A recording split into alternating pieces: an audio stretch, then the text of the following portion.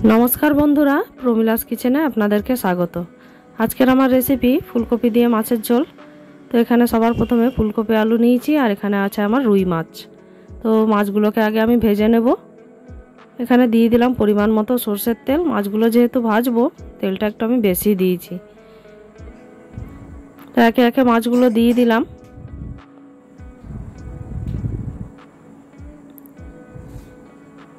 এখানে আঁচটা আমার জোরেই করা আছে। তো মাছগুলো একদিকে ভাজা হয়ে গেছে, আমি মাছগুলোকে আস্তে আস্তে করে উল্টে নিচ্ছি। এখানে মাছগুলো উল্টানো হয়ে গেছে, দেখুন এখানে ভাজাও হয়ে গেছে। এবারে মাছগুলোকে আস্তে আস্তে তুলে নেব।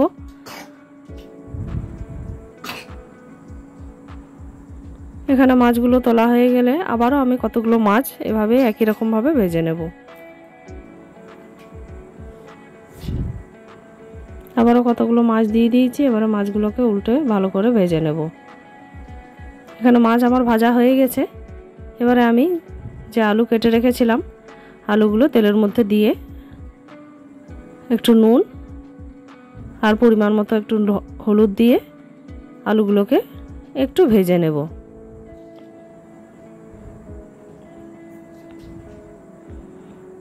এখানে আমার আলু মোটামুটি ভাজা হয়ে গেছে। এবারে আলুগুলোকে আমি তুলে নিচ্ছি। এবার ওই তেলের মধ্যেই ফুলকপিগুলো একটু ভেজে নেব।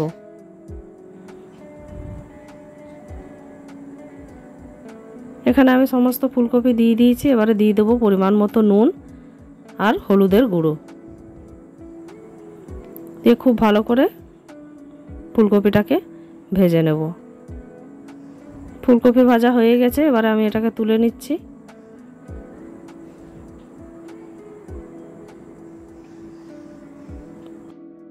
এবার ওই তেলের মধ্যে দুটো তেজপাতা দিয়ে একটু ভেজে নেব। তেজপাতাটা একটু ভাজা হয়ে গেলে এখানে আমি পেঁয়াজ কুচি টমেটো কুচি দিয়ে দিলাম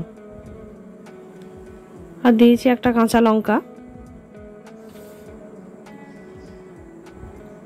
পেঁয়াজ টমেটো হালকা ভাজা হয়ে গেলে এখানে আমি দিয়ে দেব পরিমাণ মতো নুন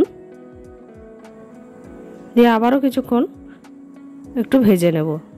তারপরে দিয়ে দিলাম এখানে আদা রসুন পেঁয়াজ আর গোটা জিরে বাটা। এবার সমস্ত মশলাকে খুব ভালো করে আমি কষে নিচ্ছি।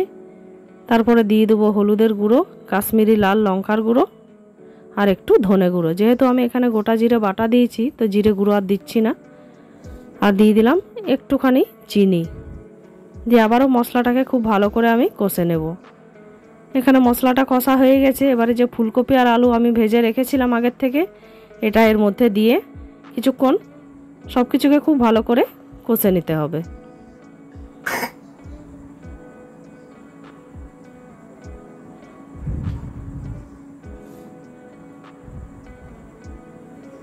এখানে আমি ফুলকপি আর আলু খুব ভালো করে কষে নিয়েছি।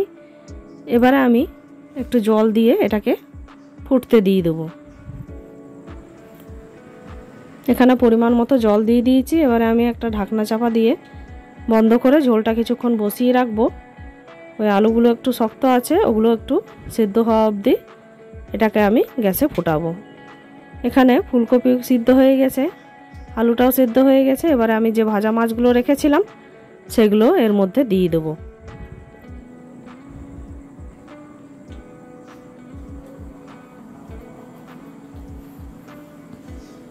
দিয়ে মাছগুলোকে একটু নাড়াচাড়া করে ঝোলের মধ্যে ডুবিয়ে আবারও 5 মিনিটের মতন ফুটিয়ে নিচ্ছি। এখানে আমার ফুলকপি আলু দিয়ে মাছের ঝোল একদম রেডি। তো আমার এই রেসিপি যদি আপনাদের ভালো লাগে অবশ্যই লাইক করবেন কমেন্ট করবেন এবং সাবস্ক্রাইব করে আমার পাশে থাকবেন। ধন্যবাদ।